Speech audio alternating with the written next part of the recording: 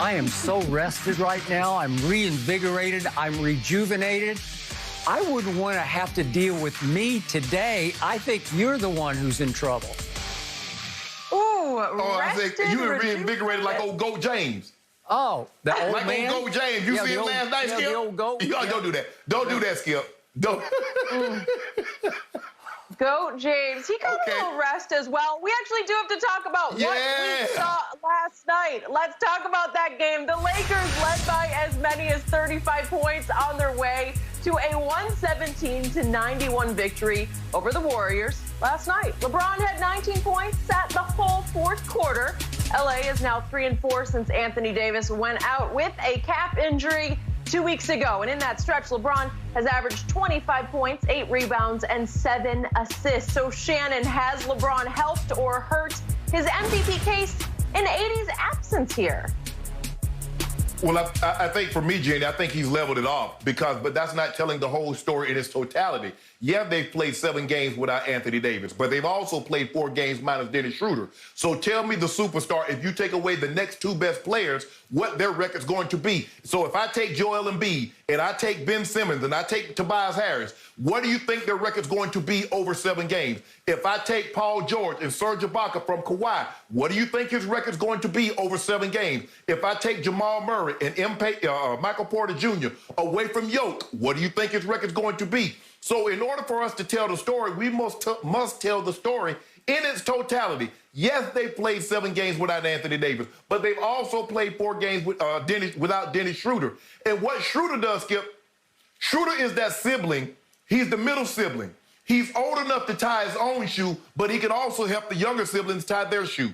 Because when you look at it, Skip, what he can do, he can create his own shot, but he can also create opportunities for someone else. LeBron was taking a heavy burden, a heavy load, Skip. Not only did he have to get himself going, he had to find ways to try to get other guys going. And you play in the amount of minutes that he's playing, these overtime games, Skip, where you would normally play maybe 35, 40 minutes, you start going overtime and double overtime.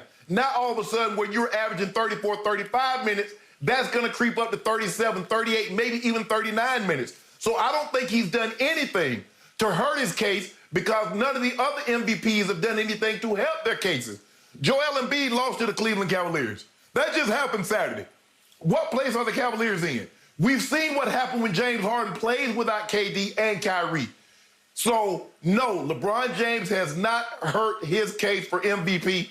As a matter of fact, I still have him in first place because how do you come back? You lost to the Cavaliers.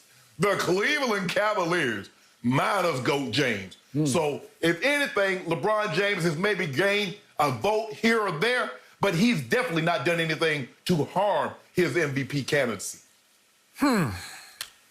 First quick point of order before I launch into what I have to say about Goat James.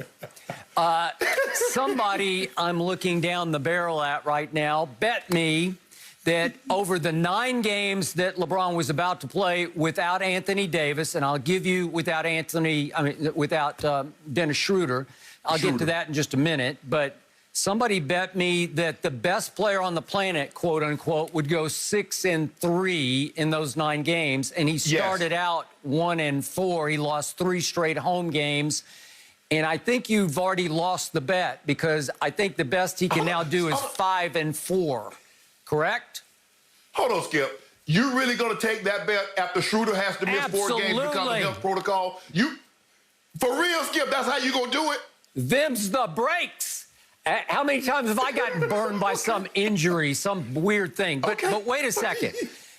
I thought you told me that your man is still the best player on the planet, that he was running away with the MVP race. Now he's fallen back to where he just has a slight lead in the MVP race by default. Slight edge. Slight edge. So all of a sudden, you're trying to tell me that Dennis Schroeder is like Kyrie meets Patrick Beverly? Is that what we're talking about? Because I hear LeBron say he's one of the best on-ball defenders in the league. Couldn't fool me. I give you, he's pretty good, but he's made no all-defense teams so far in his career. Patrick Beverly's made 3 all-defensive teams. So I'd say I'll take Patrick Beverly over Dennis Schroeder. And the point is he Kyrie Irving because he's averaging 15 and 4 assists and 4 rebounds? Really? And you're going to make the case that GOAT James can't be GOAT without Dennis Schroeder? Skip, the thing is what he does is that he's their best on-ball defender, so he can pick up 94 feet. If you notice, the things that were killing them is what? Dribble penetration, kick to wide-open threes. We saw that Kyrie, James Harden, breaking the defense down, kicking the ball to Shannon, kicking the ball to Joe Harris, kicking the ball to TLC, wide-open shots. We saw them get blown out in Utah. What happened? They couldn't stay in front of Mike Conley. They couldn't stay in front of Donovan Mitchell.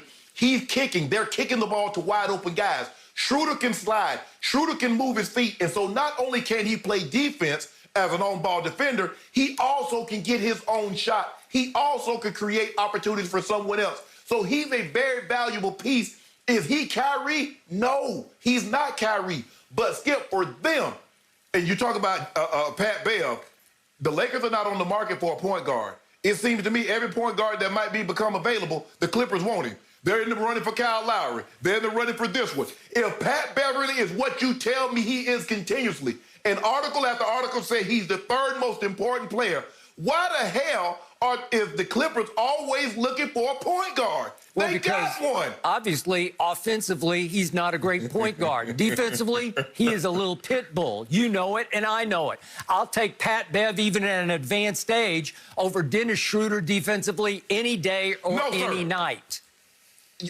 But as a total player, would you take Patrick Beverly as a total player over Dennis Schroeder? Because you have to play both sides. That's the thing I love about basketball. You just can't snowbird on one end and light somebody up on the other end. At some point in time, you're going to have to buckle down on both ends. So as a player, would you take Dennis Schroeder or Patrick Beverly as we sit here today? Okay, I'll give you that. I would give a slight edge to a younger Dennis Schroeder.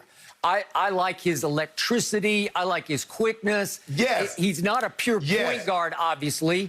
He's really a two-guard. LeBron is the point guard. So I will give you that you miss him a little, but don't give me LeBron's the best player on the planet and then say, oh, my God, he can't do it without Dennis Schroeder and AD. What about KCP? What about THT? What about the other Morris, Markieff? We can just go to, what about Kyle Kuzma? He's becoming a semi-star at least, right? You're loaded. You got a deep basketball team, and you lose 3 games in a row at home because LeBron stinks it up, and you're telling me he's still the MVP? Yeah, but let me ask you a question, Skip. You didn't answer my question. If I take Ben Simmons and Tobias Harris away from Ben Simmons from Joel Embiid for 7 games, are they going 6-1, 5-2? I didn't say Joel Embiid's the best player on the planet. You said LeBron is. Well, no. It doesn't matter. We talking about MVP candidacy, correct? Right now, that's what we're saying. So I'm taking, if you take the 3 or 4 MVP candidates and you take away the second and third best options on those teams, what do you think their record's going to be if they play comparable competition? The truth is, Joel Embiid has been so dominating, the record would be the same. Again, the Sixers aren't as deep as the Lakers are. Joel Embiid makes his free throws. LeBron James has plummeted to 69.4% from the free throw line. That is pathetic. You're disqualified from the MVP race if you can't even make 70% of your free throws. What do you bet me on his free throws? He's going to make, what, 80% this year? Right?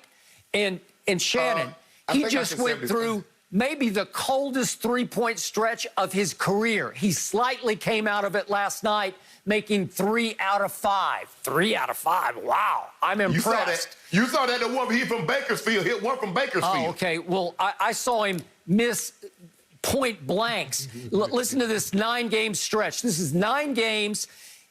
Through the middle of February. He starts off with a 2 for 10. Then he goes 3 of 9, 1 of 4, 0 for 5, 1 of 4, 1 for 6, 1 of 8, and ends it with 2 of 10, and then 1 for 5 at Utah the other night.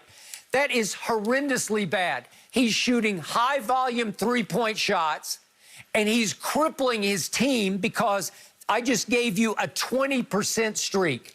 You can't win games that way, and that's why. Let's look at the 2 games that they lost that were just horrendous.